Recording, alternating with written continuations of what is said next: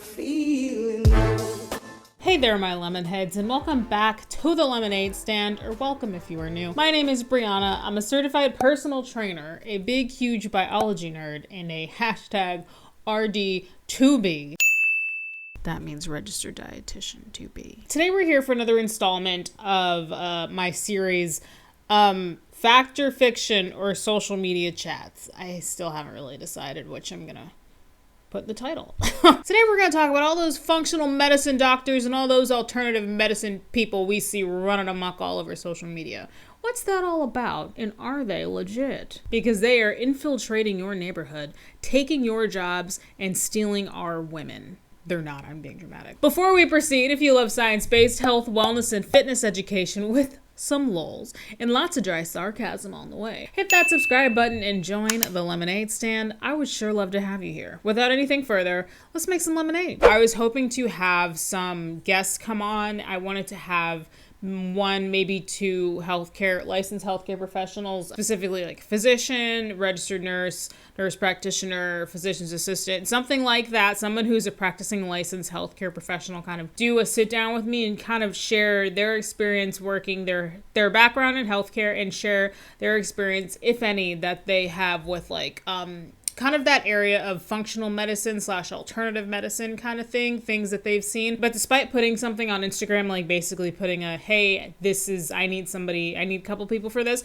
I never got anybody reaching out to me, like volunteering their time, which is fine. But I still got people reaching out to me to share their stories, because I also said I wanted some stories as well. And I got stories from an EMT. I have a story from a registered nurse. I have a story from an oncology dietitian, which is so fascinating because I'm in school to be a registered dietitian. I really loved reading. I mean, I didn't love it because it was a sad story, but it was just interesting hearing their what they've told me, things that they've witnessed being in school to be an oncology dietitian, in terms of like alternative medicine and like functional medicine, and how they've seen cancer patients hurt by people in those industries. So I did get some stories and we're going to share them. But first, what is functional medicine and what is CAM, which means complementary and alternative medicine? A lot of people use those terms interchangeably, but they're actually not the same thing. Functional medicine very often tends to be used as like an umbrella term for things that are related to like natural remedies, holistic care, such as naturopathy, and complementary and alternative medicine, aka CAM. But these are not all the exact same thing. Directly from the Institute of Functional Medicine, functional medicine is a systems biology-based approach that focuses on identifying and addressing the root cause of disease.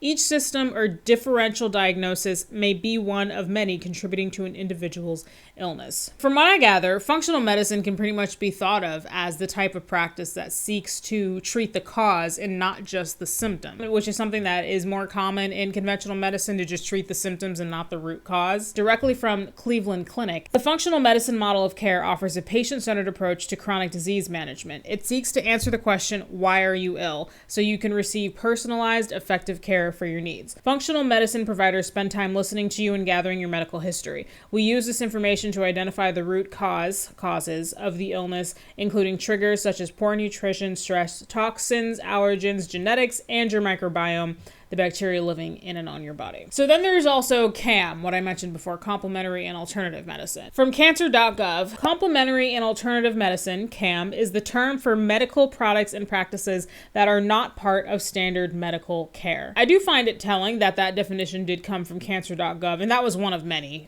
just so everybody knows that's not the only definition of CAM on the internet, but it's the one that I chose to use. But I found it very telling that it came from cancer.gov because, and we'll come to discuss this later, very often people who seek CAM and functional medicine are those people who are in a more desperate situation after having been diagnosed with a terminal illness such as cancer. When these unconventional treatments and methods are used alongside conventional medicine, they are complementary, hence the complementary in CAM. When you take a step back and think about it, you might ask yourself, and I ask myself as well, why isn't all medicine practiced like this? Because it just sounds like the way it should be, right? But unfortunately, and I'm sure we've all had this experience where you go to the doctor for an issue that you're having, and it feels like your doctor just doesn't really listen to you or maybe like take you that seriously, and they just kind of give you 800 milligrams of ibuprofen for the symptoms that you were describing and then just send you on your way, thereby only treating the symptoms and not the root cause of the problem. Are all physicians like that? Absolutely not. And this is a situation where I don't find it appropriate to speak in such general terms like that. However, I think we'd be lying if we said that no physicians ever did that, ever. That brings me to a point that I want to make before we proceed. I noticed that every time that there is an online discussion involving the criticism of like holistic medicine, such as functional medicine or CAM or something like that, there are always people in the comments section who say things like, well, what about when doctors do XYZ terrible thing? Or what about medical malpractice and blah, blah, blah, blah, blah. And I just want to say, first of all, that's not a real defense. That is exactly what I do to deflect fault for myself whenever I do something that pisses my husband off. For example, whenever Ace is like, why'd you move my jug? I don't like when you move my jug because I was planning on using it later, but you moved it. Stop moving my jug when I put it places. To which I respond, well, remember that time when you left your pants on top of the hamper instead of putting it in the hamper? The fact that he sometimes leaves his dirty clothes on the hamper, while annoying, is irrelevant to me moving his jug. You see what I'm saying? No one is saying that physicians and nurses and people in the medical system never mess up. That's not what this conversation is about. They're not perfect. No one is. No one is saying that medical malpractice is not a thing. It is, but that's just not the discussion right now. Got it? Good. I'm glad we had this talk. So back to functional medicine. Functional medicine was developed in the 1990s by Dr. Jeffrey Bland. He developed it, quote, as a discipline that married progress in basic medical sciences with expertise in clinical medicine to address the growing problems associated with chronic disease, end quote. So taken all together, all the definitions I just shared and laid out, it sounds like functional medicine is and should be a positive, progressive, and helpful facet of medicine. Legitimate functional medicine practitioners who base their practice off of the origins of functional medicine have done a lot of good for a lot of people out there. Something else to keep in mind is that, in general, functional medicine is supposed to be evidence-based. So all that being said, how did functional medicine go from everything that I just said to all of this? 3 health rules I never break as a naturopathic doctor is I avoid fried foods at all costs because they are cooked in inflammatory seed oils which have detrimental effects in our body. Research shows that gluten is not inflammatory. Whoever says that is living under a rock and has for the last 50 years. There's a ton of things that make gluten inflammatory. First, they hybridize it, which means they basically find the genetic strain of wheat that withstands the most elements, and they only use that. And then on top of that, they remove the protein, they remove the fiber, they add sugar, then they bleach it, and then they put it on the shelf at the store, which also makes it inflammatory. Hi, my name is Dr. Gayatri. I'm a GP and a functional medicine doctor. Top 6 ways to heal your gut. 1. Remove all boxed, canned, processed types of foods. Mainly because these foods contain chemicals and preservatives which can cause inflammation in the body. I generally say to patients to never have things with any labels on them, so if anything doesn't have a label, that's the best thing to eat.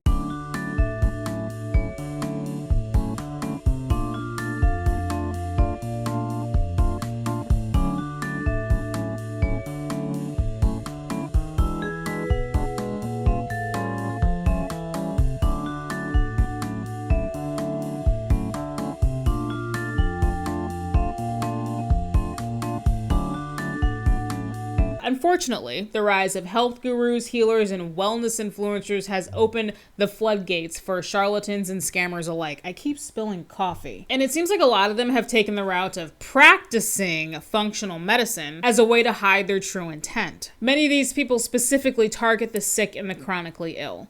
Why? Well, because oftentimes those people are, for lack of a more appropriate term, desperate. If you got told today, right now, that you were gonna die from an illness that you have developed, you would probably do absolutely everything in your power to try and change that, to try and prolong your life, to try and even cure your illness, even though science says that that's just not possible. This leads otherwise rational and level-headed people to turning to unproven and dangerous methods in an effort to treat themselves or cure themselves out of fear and desperation. For example, the unfortunate case we saw in Jessica Hickson, where she was taking dewormer to try and treat her long COVID symptoms of parosmia, or the current very unfortunate case of I guess, prominent MLMer, Jessie Lee Ward. Somebody sent me a video last week of her doing coffee enemas as a way to treat her stage 4 colon cancer. And the reason is you want to do coffee enemas is because all of these juices and all this other stuff is detoxing me, right? Like all the toxins are going to go get processed through my liver. So there's so much going on in my liver right now. So my liver is trying to keep me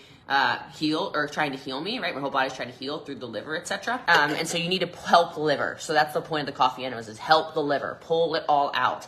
So pretty amazing. Kimberly, I'll send you a DM, or if you want to DM. Parosmia is not a terminal illness like stage 4 cancer is, obviously, but I think it's an example of what people do and the steps people are willing to go when they're just desperate for a cure, when they're just desperate to feel better. FYI, just want to put this out there. Coffee enemas are a form of alternative medicine, as they do not fall within the confines of conventional medicine. Coffee enemas are not proven to do anything, and in fact, there has been plenty of research and observation which has found them to be dangerous and even have adverse effects on health, which I would think is counterproductive to somebody who is trying to cure their terminal illness. Guys, please don't do coffee enemas. They will not help you. In fact, there's a good chance that they may hurt you. Same thing for dewormer, okay? If you think you have parasites, please go to a doctor. Don't try and deworm yourself. It will not help you. It will very likely only hurt you, okay? I just want to say that. As crazy as the stuff I just said sounds, like dewormer and shoving coffee up your butt, we can't forget what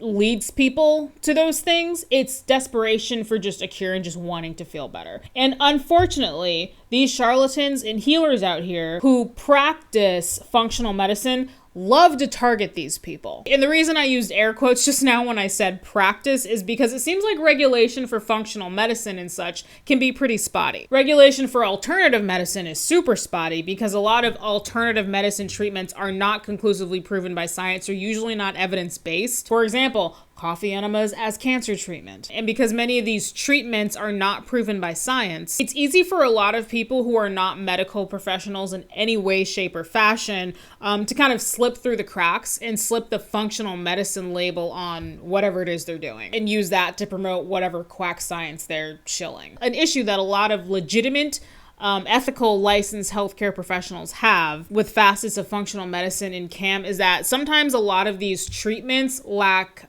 science to back them up. Functional medicine is supposed to be evidence-based, but these days we have a lot of people practicing functional medicine making health claims that are very much not evidence-based. It's also worth noting that functional medicine is not like there's not like medical school that's specific to functional medicine. I don't believe there is. You know, when you're in medical school, people, if you're in medical school, chime off. I had a few MDs to be send me information for this video as well. Functional medicine is not like a specific, I don't believe it's a specific path one can take in medical school. I'm not a med student, I don't really know. So if you're a physician watching this or if you're a med student, chime off below and, educate me because I'm stupid. Functional medicine, I believe, is not like it's not like a part of medical school, but that person who reached out to me that is currently in medical school, she did let me know they have actually been taught about this type of practice in medical school. Complementary alternative medicine, CAM, functional medicine, naturopathy, and kind of stuff like that, like just so they're educated about it. It was really interesting. She sent me a really interesting document.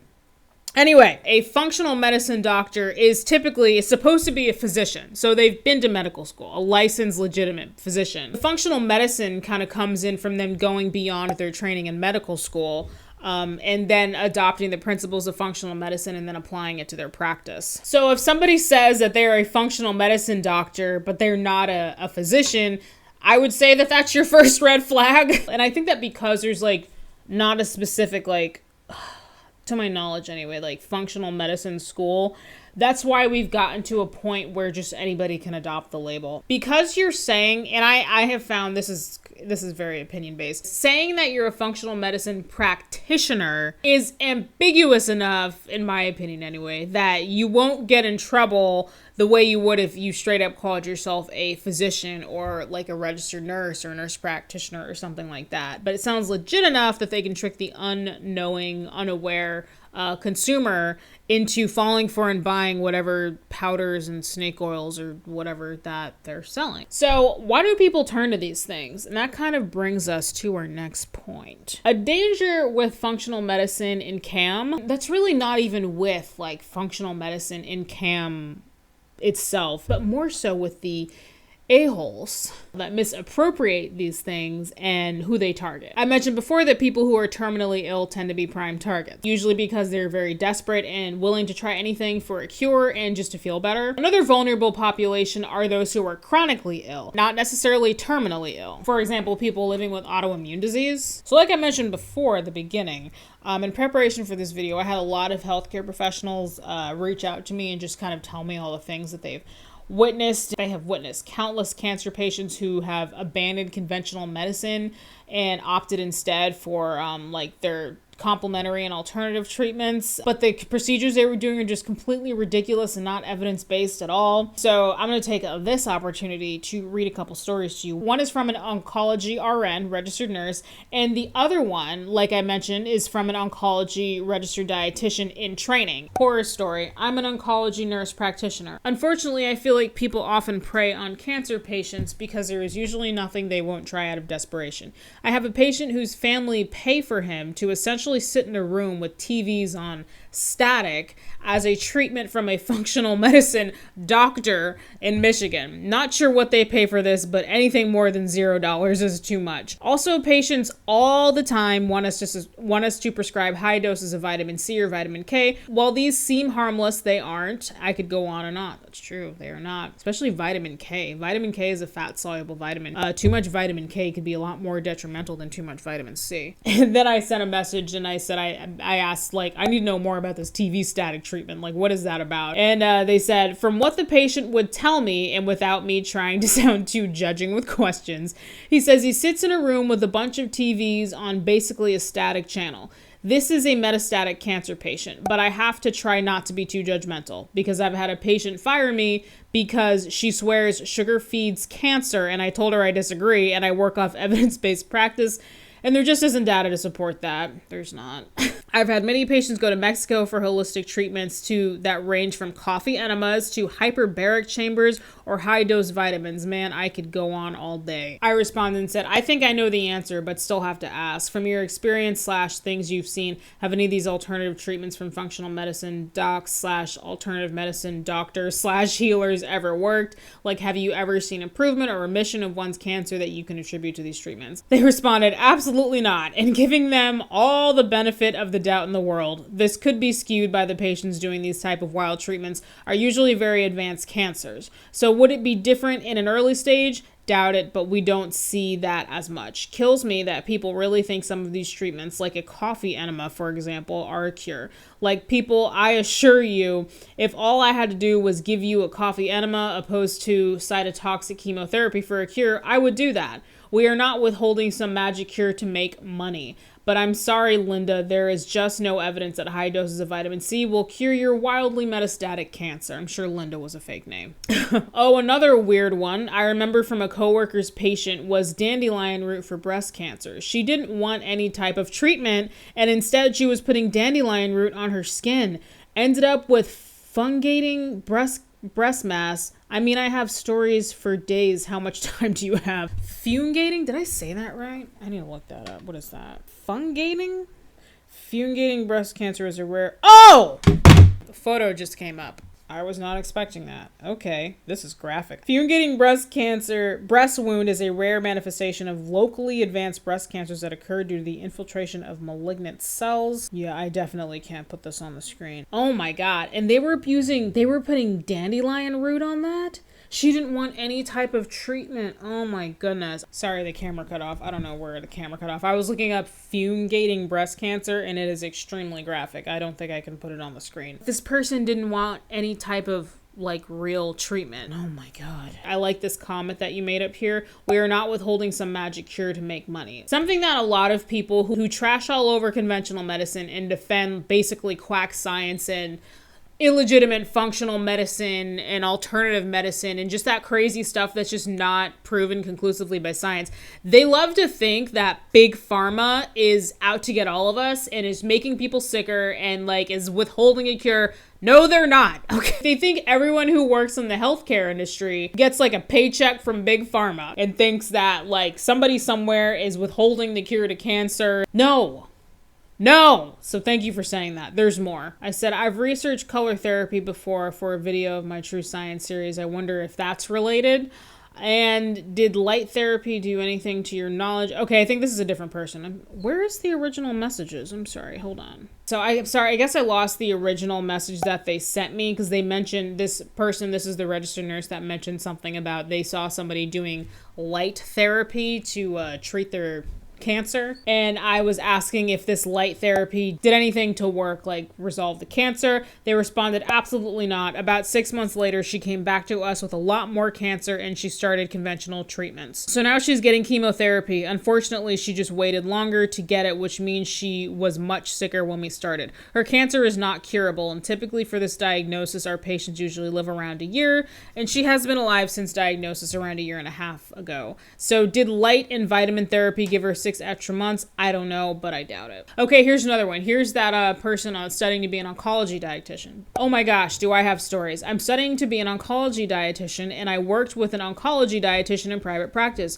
She had a patient come to her who saw some naturopathic doctor who had this stage 4 breast cancer patient taking 60 milligrams, yes, milligrams, of melatonin. How was she awake? That is a lot of melatonin. Coffee enemas and a keto diet. It was so unethical, the things this person told her patient. I also had a nurse practitioner who I didn't realize had done functional medicine training who scared the shit out of me about my estrogen levels given my cancer history and breast cancer risk. I went to my OBGYN to follow up, and she said everything is fine and that these numbers are all normal and retested me to give me peace of mind. This nurse practitioner also told me to eat paleo for my thyroid issues, thyroid cancer, even though that is not an evidence-based recommendation. And she said it was maybe 3 minutes after I told her I was being treated for orthorexia. What the hell is paleo gonna do for thyroid cancer? God damn it. This is a nurse practitioner, though, who said that to that person. That's another unfortunate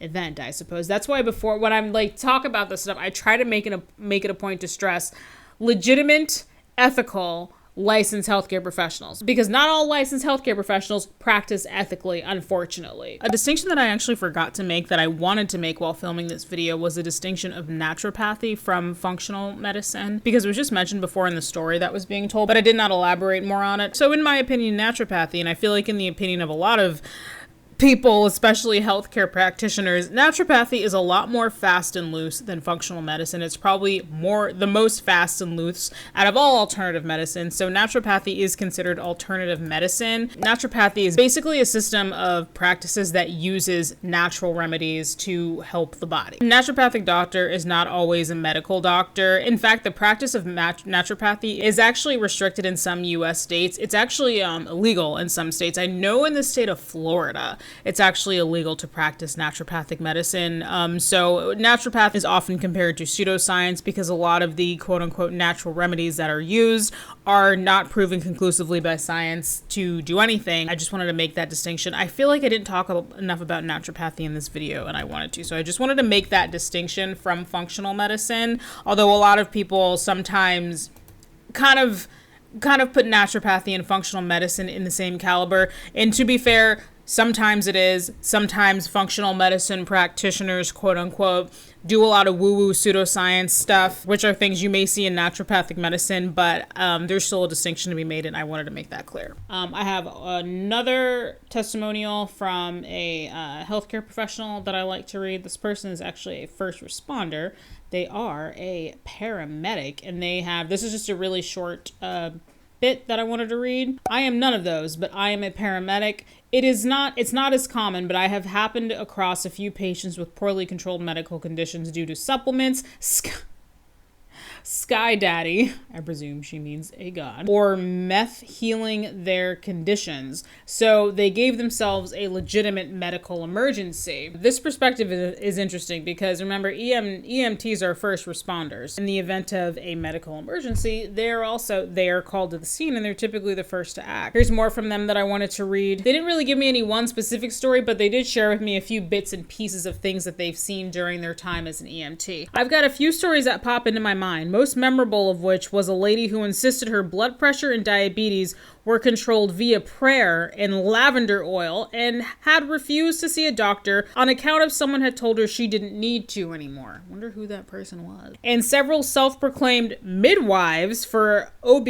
obstetrics, I presume, that will wait till baby/mother are in danger and call 911. Oh my God. So those are some interesting stories from healthcare professionals, experiences they've had surrounding people who kind of choose alternative medicine. And we did read it from patients who chose to work with functional medicine doctors to try and treat themselves in their terminal conditions to get healed. So at this point, I wanted to share some anecdotal experiences that people have had with functional medicine, alternative medicine, and the like. Keep in mind, these are personal anecdotes. They don't represent the entire practice as a whole. I know that you know that, and I know that you are an adult, and I know that you know that, but I'm still saying it anyway. Plenty of people out there have been genuinely helped by functional medicine practitioners who have good intentions, but I think it's also valid to acknowledge those that don't have such positive experiences and maybe even have life-threatening experiences. I got one story. This is one personal anecdote. So this person actually sent me a series of photos, and they have given me permission to put their photos in this video. I'll blur out whatever faces wherever,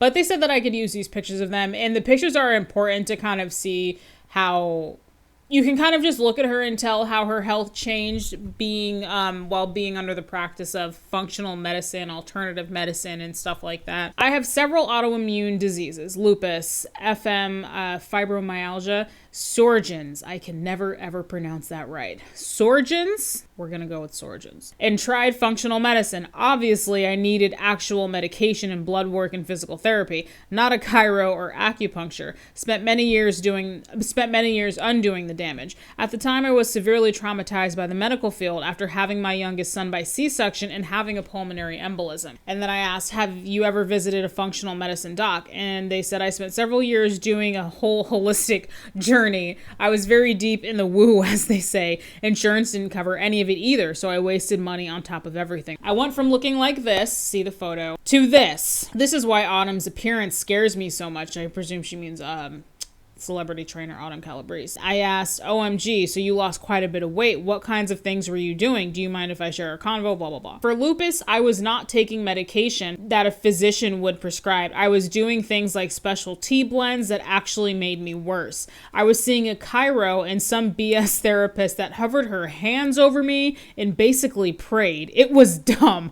I spent a lot of time deconstructing after that as well. I was supposed to be taking plaquenil and prednisone. I know prednisone is a steroid, but I don't know what plaquenil is. Let's look that up really quick. I don't even know if I'm saying that right. Immunosuppressive drug and anti-parasite drug. It can treat and prevent malaria. Oh, interesting. It also treats lupus and arthritis. Okay, that makes sense because she said she had lupus. Okay. I also have APS, which is a blood clot immune disease. Thank you, because I didn't know what that is. And I wasn't taking my blood thinners either. By the way, that weight loss is like 18 months apart. Holy crap. I was referred to someone in the DC area by the chiro, who I can't even find on Google now, who I'm sure has zero medical knowledge. When I was on death's door, I was 85 pounds. I'm 5'3". Holy shit.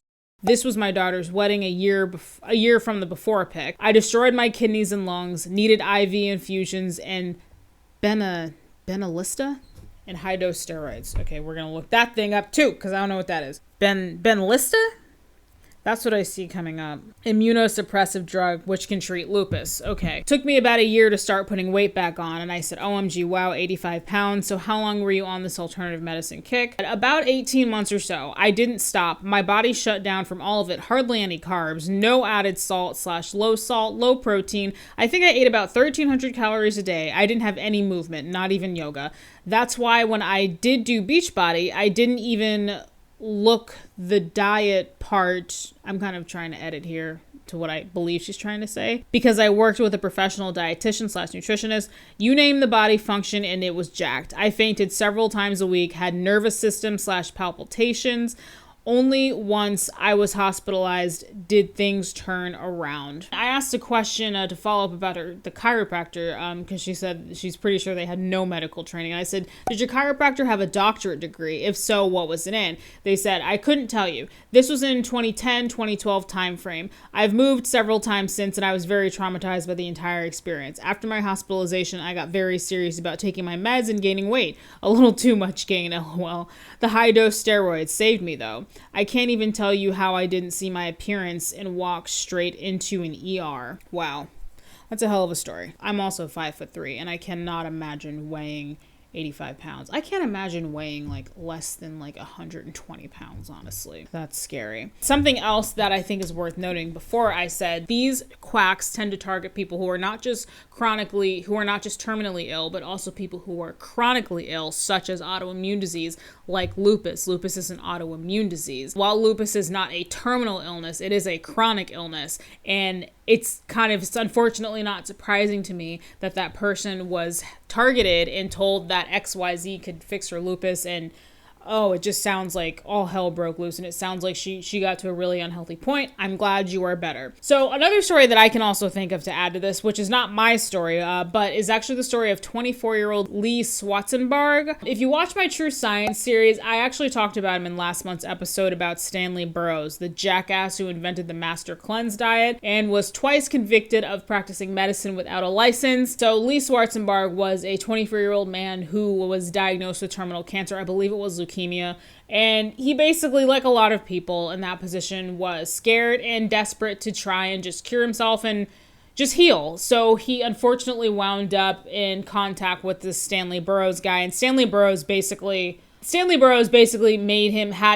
him to abandon his conventional medicine and treatments and actual proven medicine that was keeping him alive. Stanley Burroughs told Lee that he could like treat him using like color therapy and massage and just all kinds of ridiculous stuff. And Stanley Burroughs, mind you, he was not a licensed healthcare professional in any way, shape, or form. He was exactly who we are talking about right now, like one of those people who quack science. He's a healer, alternative medicine, woo-woo, all that kind of stuff. And unfortunately, during I think the treatment that this Stanley Burroughs guy had Lee Schwarzenberg on, it was like 3 or 4 weeks of treatment, and Lee's condition worsened significantly, and he ended up passing away due to complications from it. And it was actually determined that vigorous massage, I think that was the language that was directly in the court documents, caused Lee Schwarzenberg's death. And who did this deep massage? Stanley Burroughs. And Stanley Burroughs was actually convicted of, in addition to practicing medicine without a license, he was also convicted of, I believe,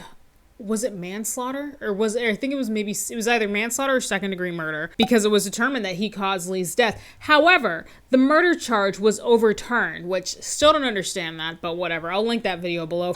Anyway, all right, so let's put a bow on this. Not all functional medicine practitioners are quacks who want to steal your money. I think we can all agree on that, but I think it'd be ignorant to say that there are absolutely none who do just that and care absolutely nothing about your well-being. Unfortunately, social media has given those people a perfect opportunity to scam, lie, and take your money under the guise of caring about your health and well-being. And that is not a victimless offense. Giving people false hope while they are sick and dying just to make a buck is deplorable and reprehensible. So if you want to see a functional medicine doctor, I can't stop you, but there are a few things that you should know. First of all, remember, I said it a couple times before, I'm saying it again. Functional medicine is supposed to be evidence-based. So if they're telling you to do a damn coffee enema, which can very well be dangerous and is not proven to do anything, that's a red flag. The other thing is, remember, they should be a physician. They should be a medical doctor. If they're not, that's a red flag. If they have a discount code for a supplement brand,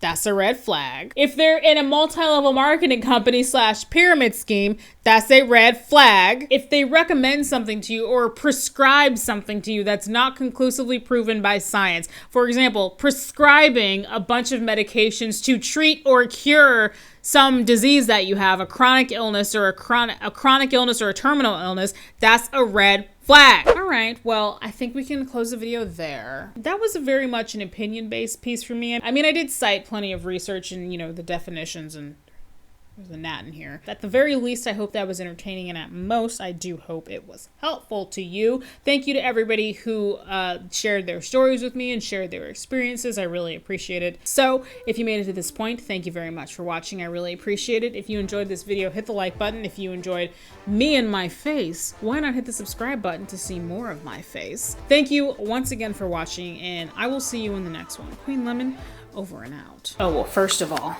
there's my accent wall. That video actually just went up on the day that I'm filming this, and I can finally show it because the video of me painting it went up on my second channel. Isn't it so beautiful? I'm so proud of it. Okay, that's not what I'm gonna show you. Watch this. There's no dogs down here. Watch what I'm gonna do.